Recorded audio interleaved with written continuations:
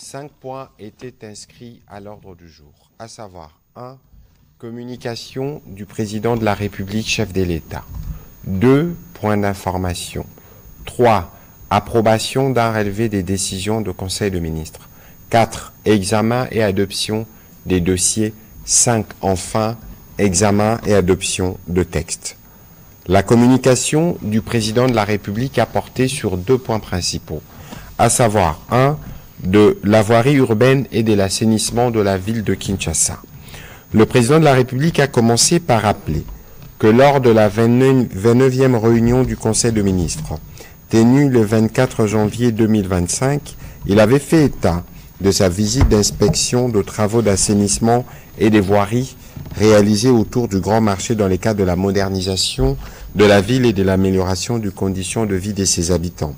À la suite du constat fait, il avait indiqué que tous les travaux de construction, des réhabilitations et de la voirie devraient se faire dans un esprit de durabilité, en veillant à ce que nos villes, particulièrement celle de Kinshasa, la capitale du pays, soient prêtes à affronter les défis urbains du futur.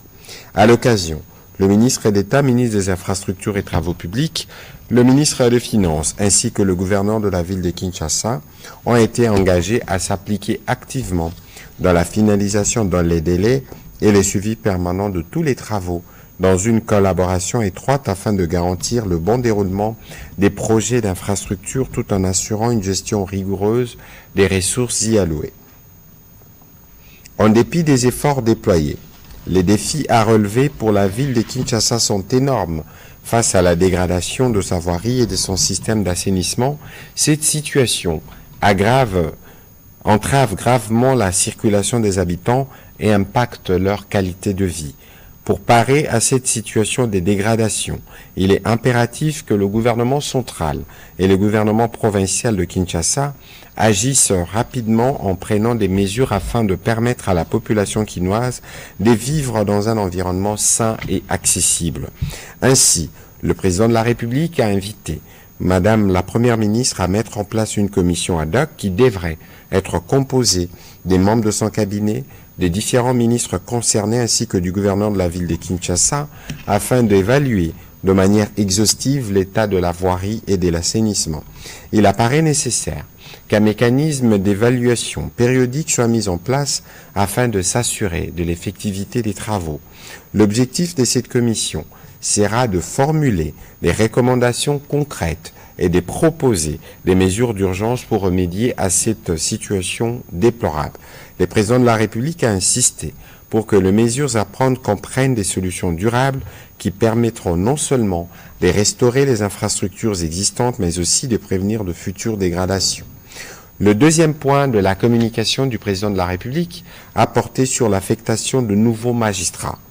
Le président de la République est revenu sur l'offre des services de magistrats qui, depuis plusieurs années, était en deçà de la moyenne universellement admise. Car pour un pays comme le nôtre, avec une population d'environ 100 millions d'habitants, il était inadmissible que nous n'ayons il y a peu qu'environ 3000 magistrats. Pour combler les déficits d'effectifs constatés et pour garantir l'accès de nos concitoyens à la justice, le gouvernement avait dans la suite de ses instructions procédé en 2022 au recrutement sur concours de 5000 nouveaux magistrats, aussi bien civils que militaires. Dans le cadre de cette importante initiative, un premier lot de 2500 magistrats a été nommé et affecté en 2023. Par ses récentes ordonnances du 28 mars 2005, le président de la République venait de nommer le second lot de 2500 magistrats, consolidant ainsi les efforts entrepris pour renforcer notre appareil judiciaire. Cette démarche, a-t-il précisé, témoigne de notre volonté inébranlable d'améliorer significativement la distribution et l'administration de la justice sur l'ensemble du territoire national. Dans cette perspective, il est impératif que le gouvernement, en étroite collaboration avec le Conseil supérieur de la magistrature, accélère les processus de formation, de mécanisation et d'affectation des magistrats nouvellement nommés. Il a engagé pour ce faire la Première ministre, le président du Conseil supérieur de la magistrature, les ministres d'État, les ministres de la Justice et garde-sceaux, les ministres d'État, ministres du budget, ainsi que le ministre des Finances, s'est penché sur la mise en œuvre rapide et efficace de nouvelles nominations pour permettre de combler l'absence des magistrats encore remarquée dans certains ressorts, de fluidifier les traitements des affaires judiciaires et d'assurer un fonctionnement optimal des juridictions à travers le pays.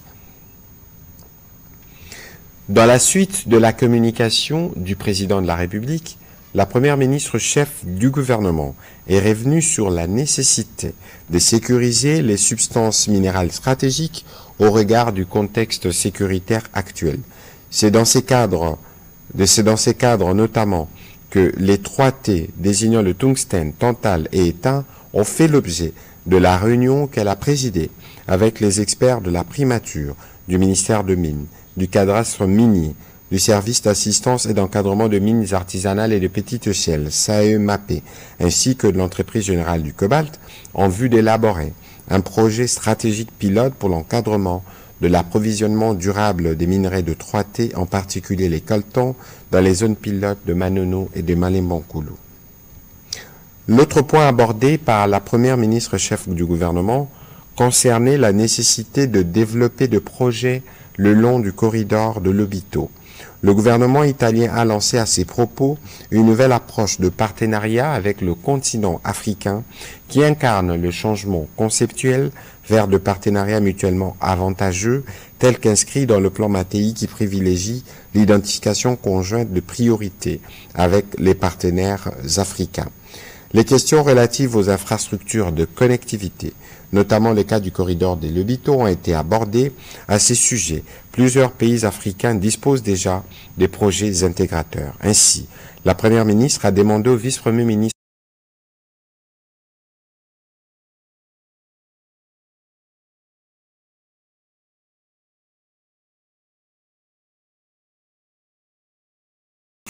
de Transport et au vice-premier ministre, ministre du Plan, chacun ce qu'il concerne, de superviser et d'accélérer les processus d'élaboration des projets des développements le long du corridor de Lobito dans notre pays.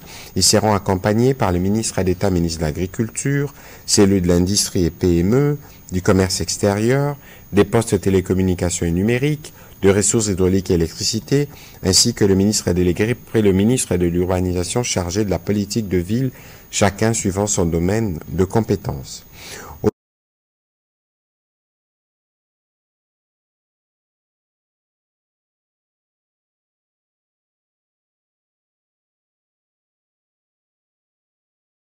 Deuxième chapitre du Conseil de ministres de ce jour relatif au point d'information, la vice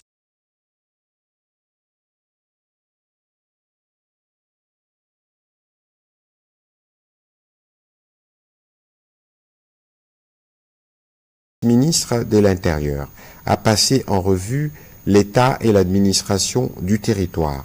L'état d'esprit de la population demeure calme, a été marqué spécifiquement par l'attente de la population quant à la poursuite des discussions à Doha pour une paix durable dans la partie est de la République démocratique du Congo. L'aggravation de la situation humanitaire des déplacés dans les zones sous contrôle terroriste et les forces rwandaises. Sur le plan sécuritaire, il a été déploré des cas de démolition du patrimoine immobilier de l'État et des actes de spoliation d'une part et d'autre part l'enrôlement forcé des jeunes dans les groupements LUI par la coalition M23 RDF dans la province du Sud Kivu. Dans la province du Nord Kivu, par contre, il a été signalé des actes graves de violation de droits humains, des pillages et des braquages des institutions financières dont Soficom. À Kinshasa, il a été fait état des déplacements de population dans la Keke et les Nounous. Ces déplacés viennent de villages et localités de Bonkui, Mokayambu, Mayala et Samukoro. Au chapitre de sinistres et des catastrophes, la vice-ministre de l'Intérieur a fait l'état des intempéries signalées dans les provinces du Olomami et du Congo central, ainsi que l'effet d'incendie enregistré en Ituri et à Kinshasa. Pour sa part, le vice-premier ministre, ministre de l'économie nationale, représentant le vice-premier ministre, ministre de la Défense, a informé le membre du Conseil de la situation des opérations sur le terrain et a indiqué que celles-ci progressent significativement dans les zones touchées par les violences armées. Il est revenu notamment sur la coordination des opérations conjointes FARDC-UPDF dans la traque des ADF et des groupes armés en Ituri et dans le grand nord du Nord Kivu, ainsi que l'affaiblissement de capacité des nuisances des Mobondo dans la zone occidentale de notre pays. Plus spécifiquement, il a fait savoir que sur le front du Grand Nord, les dispositifs établis par les FARDC a permis de contenir les RDF M23 au sud des Loubérons. Situation épidémiologique. Le ministre de la Santé, Hygiène et Prévention sociale a présenté la situation épidémiologique en République démocratique du Congo, essentiellement liée au Mpox et au choléra. En ce qui concerne les Mpox, par rapport à la semaine précédente, la tendance à la 12e semaine est marquée par une diminution de cas suspects. Quant au choléra, comparé à la semaine dernière, la tendance à la 12e semaine est marquée par une hausse du nombre des nouveaux cas. Cette tendance à la hausse est observée dans 5 provinces, à savoir au Katanga, au Lomami, Lualaba, Nord Kivu et Sud Kivu. Sur un autre point, le ministre de la Santé a également fait le point de manière particulière sur la situation sanitaire dans les zones sous occupation. Ainsi, dans le Nord Kivu, du 25 mars au 1er avril 2025, 3 nouvelles admissions des blessés par balle ont été enregistrées dans les formations sanitaires de Goma et aucun décès. Du point de vue épidémiologique, au cours de la 12e semaine, il a été enregistré 272 cas, dont 59 cas confirmés de Mpox et 214 cas suspects de rougeole ont été notifiés, aucun décès. Dans le Sud Kivu, du 25 mars au 1er avril 2025, 33 nouvelles admissions des blessés ont été enregistrées dans les formations sanitaires de Bukavu, et aucun décès n'a été signalé, portant le cumul de blessés à 1177 et celui des décès intra-hospitaliers inchangé à 29. À propos des maladies épidémiologiques, à la 12e semaine, 485 cas suspects de Mpox ont été notifiés et aucun cas de décès n'a été signalé. Le ministre de la Santé a enfin fait état d'une suspicion de méningite dans les territoires de Kiri. Exemption de visa pour les ressortissants de la Tanzanie par réciprocité dans le cadre de la SADC. La ministre d'État, ministre des Affaires étrangères, a présenté au Conseil une note d'information relative à l'exemption des visas pour les ressortissants de la République unie des Tanzanie par réciprocité dans les cas de la communauté des développements de l'Afrique australe SADC. Elle a signalé que dans le cadre de l'exemption des visas pour les ressortissants de pays de la SADC, la République unie des Tanzanie a depuis le 6 septembre 2023 modifié sa loi sur la réglementation de l'immigration en insérant la République démocratique du Congo parmi les pays dont les ressortissants sont exemptés des visas à l'entrée de la Tanzanie. Au nom du principe de réciprocité et dans les soucis de consolider les liens de coopération entre nos deux États, ainsi que la libre circulation au bénéfice de nos peuples respectifs, le ministre des Affaires étrangères venait de notifier la partie tanzanienne de l'acceptation par le gouvernement de la République démocratique du Congo de l'insérer parmi les pays dont les ressortissants sont exemptés des visas dans l'entrée du territoire congolais, et ce en conformité avec l'article 5.d du traité de la communauté de développement de l'Afrique australe. Le Conseil a pris acte de cette note d'information. Au 3e chapitre du Conseil de ministres de ce jour, relatif à l'approbation d'un relevé des décisions, les conseils de ministres a approuvé les relevés des décisions de la 37e réunion du Conseil de ministres tenue le 28 mars 2025. Au 4e chapitre du Conseil de ministres de ce jour, relatif à l'examen et à l'adoption des dossiers. 4 dossiers ont été soumis à examen. Le premier concerne la spoliation et les contrats léonins des concessions du ministère de l'Environnement et du Développement durable dans les communes d'Elantsele et de Gombe. La ministre d'État, ministre de l'Environnement et du Développement durable, a soumis au Conseil les dossiers relatifs à la spoliation et contrats léonins des concessions de son ministère dans les communes de la Gombe et d'Elantsele.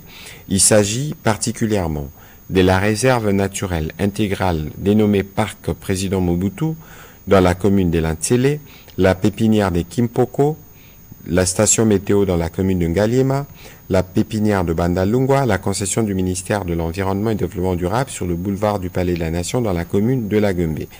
À la suite des irrégularités observées, l'équipe des missions a formulé entre autres recommandations de suspendre pour les sites de La Gombe à titre conservatoire les travaux de construction en cours, inviter la société Simokin en vue d'une réévaluation de la convention de partenariat. Pour les sites d'Elincélé, la même décision, suspendre à titre conservatoire les travaux qui ont été engagés. Le président de la République, qui a été particulièrement attentif sur les sujets, a ordonné la suspension des travaux sur tous les sites en attendant que toutes ces questions puissent être éclairées. Après débat et délibération, ce dossier a été adopté. Dossier relevant du secteur de la culture, art et patrimoine. La ministre de la Culture a soumis au Conseil 2 dossiers pour examen et approbation. Le premier concerne la situation de la gestion collective des droits d'auteur et des droits voisins.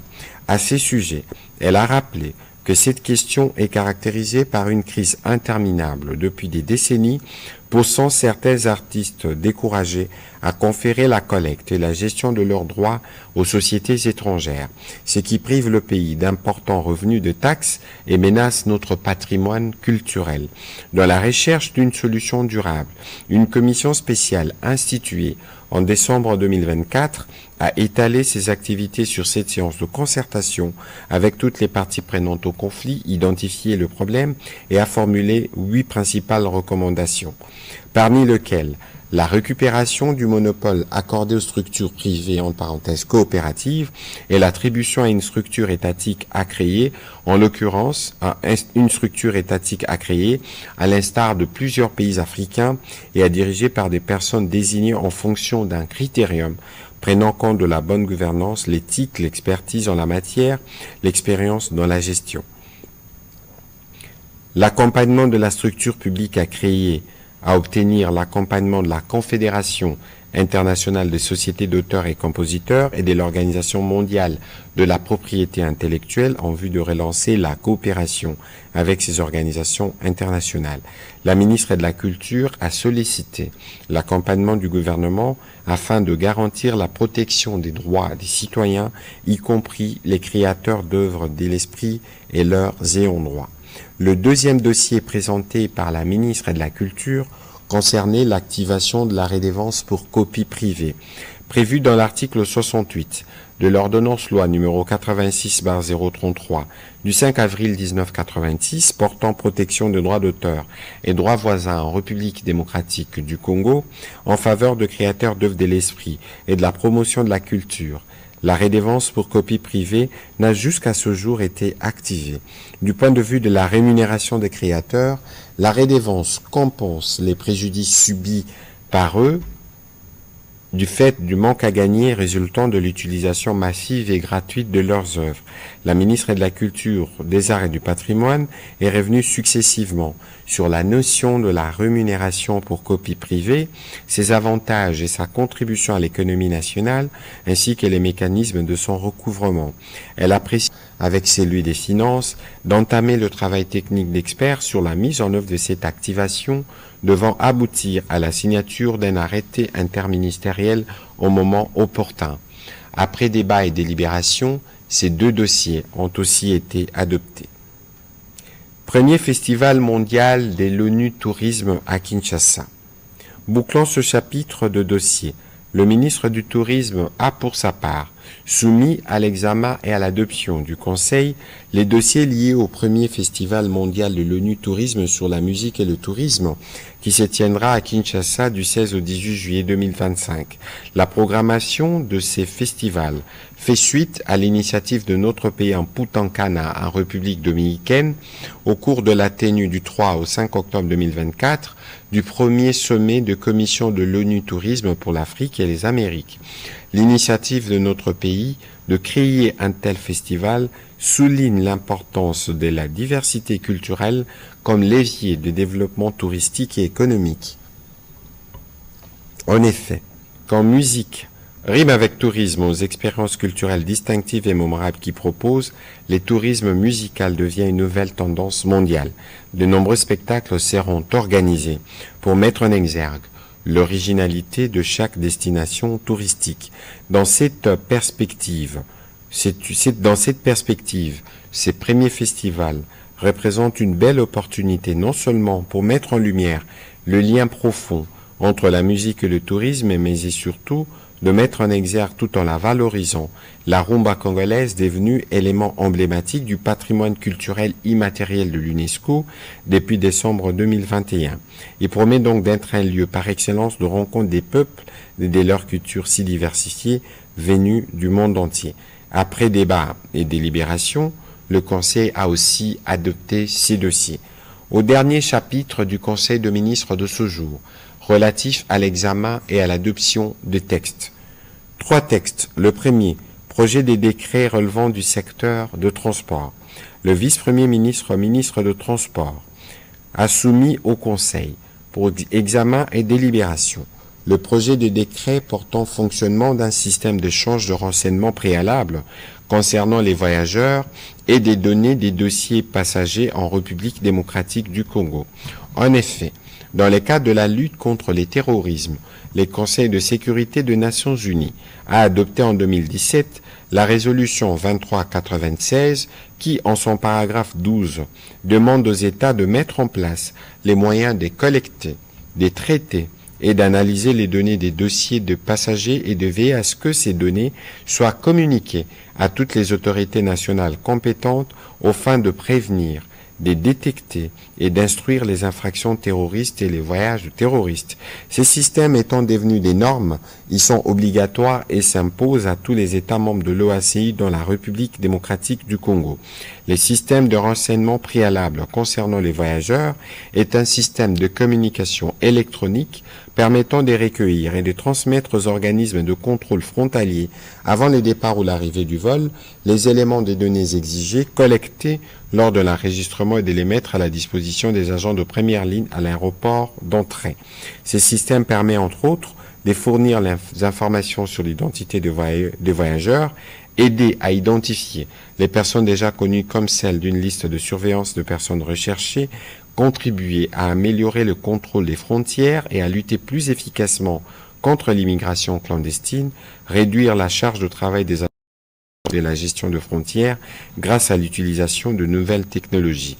Après débat et délibération, le Conseil a adopté ces textes. Projet des décrets relevant du secteur de l'économie nationale.